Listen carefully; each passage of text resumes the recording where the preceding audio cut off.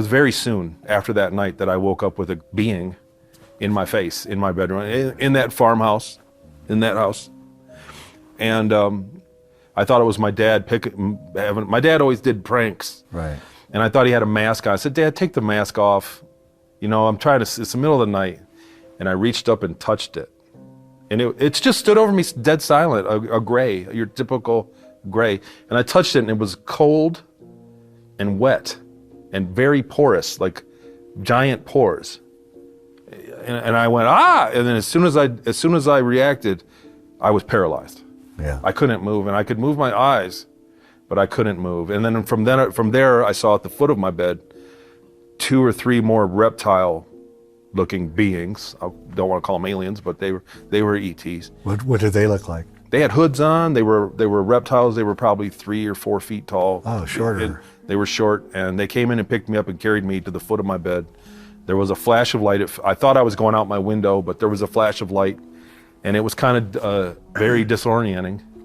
And then I remember being on a table. I was basically naked on a stainless steel kind of table, and it was a round room. I had bad vision back then. I've had laser surgery since. I had very nearsightedness. So I was in that room, and everything was blurry just because I didn't have my glasses with me. And they ran some tests on me. They hit me here, and it was painful.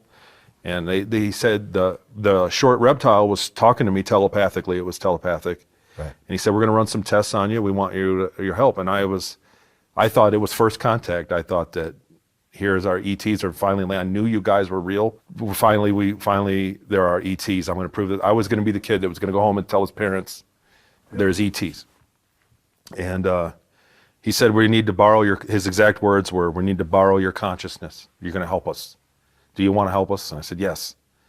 And then the other said... So you weren't scared at all? Afraid? They were very, you know what, they went out of their way to be very, we're not going to hurt you. Right. Nothing bad's going to happen to you. We're going to put you back. You're going to be fine.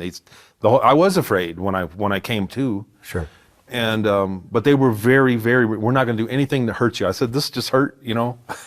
And, but they were very reassuring. So I thought that I was in good hands at that time. And you know, again, I was a kid. I'd never really been in anybody's bad hands before that. So I had no reason to be afraid. And he said, we're going to borrow your consciousness, and you're going to be gone for 20 years.